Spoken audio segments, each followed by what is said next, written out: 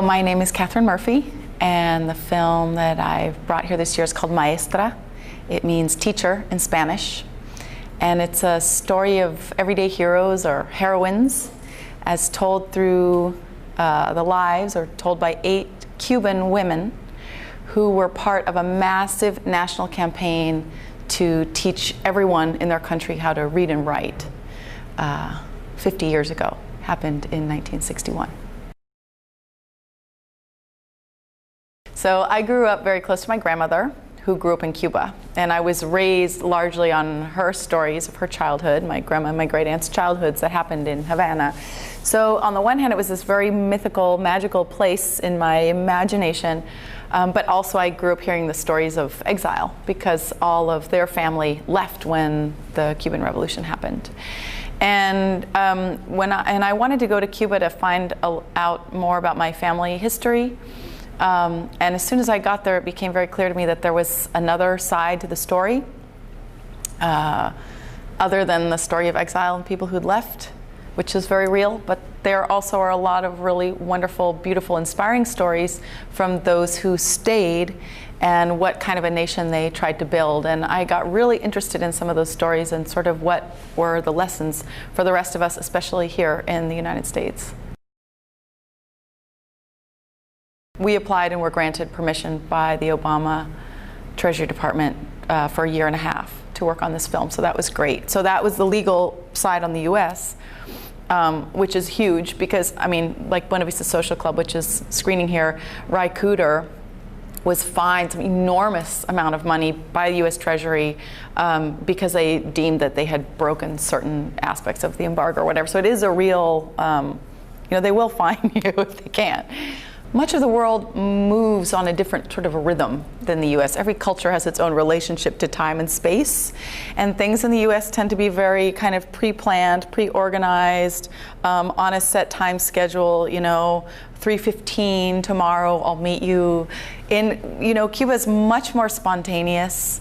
You can't call people to set up appointments for February next year, so it's much more spontaneous, which was really challenging for me at first in terms of doing this film, but as we sort of adapted to it, it also became sort of part of the magic.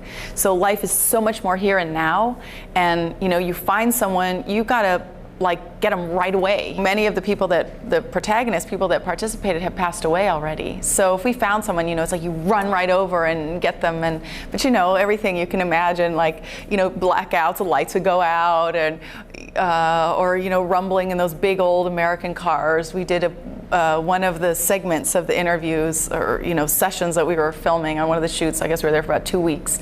We were in a 57 Chevy, so we have the whole crew, and it's wonderful, lots of space, it's super sturdy, everything fits in there, all the gear.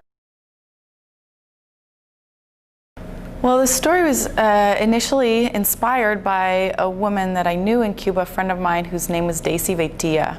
And rather than coming at the story for itself, and rather than wanting to tell a story, I was actually really inspired by a small group of women that I knew in Cuba who all talked about this moment as being the most defining experience in their lives. One of these women was a really incredible leading architect, Cuban woman, Afro-Cuban woman, leading architect, who had an amazing life. She traveled all over the world, and she's always said the most important thing she did was when she taught someone how to read and write when she was a teenager, and that was also the most important moment in her own self-development and realizing what she could actually do with her life and do in the world. I was really inspired by Daisy Veitia, who was an amazing woman, and I learned that she was terminally ill.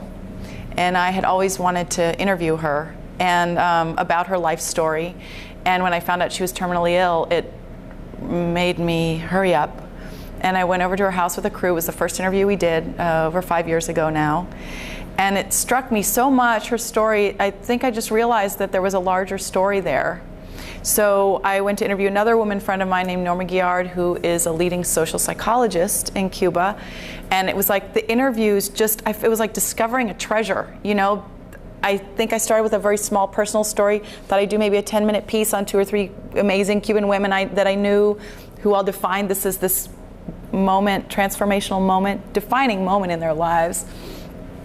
And it was like unearthing a treasure, some kind of, yeah, I just felt like I was unearthing this treasure, and I started to find out, well, oh my God, it was this huge thing. They had 250,000 volunteer teachers. They taught 700,000 illiterate adults how to read and write. What other country has done that? And it's like this peak moment in the social history of the Americas that I never knew about, even though I'd spent a lot of time in Cuba. And actually, illiteracy is this massive, unsolved global problem. And in the United States as well.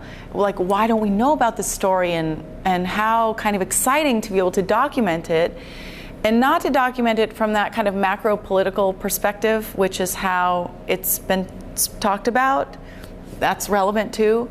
But like the people's stories, just all of those thousands and thousands of people who at really young ages took a year of their lives and went up into the mountains, lived with rural families, worked with them in the daytime, and taught them how to read and write on nights and weekends, and how actually I feel like it's just symbolic of what we can do in the world.